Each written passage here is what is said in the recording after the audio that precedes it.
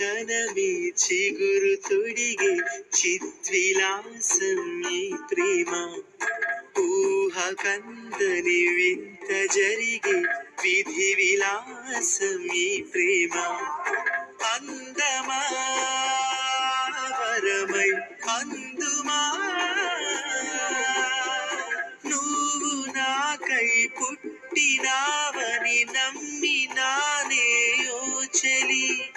నీకు నాకు బ్రహ్మ ఎప్పుడు రాసి పెట్టెను రా సఖి. శివుడి మూడో కన్ను మనకి అగ్ని సాక్షిగా ఉన్నది. ఎవరు వినని చెంత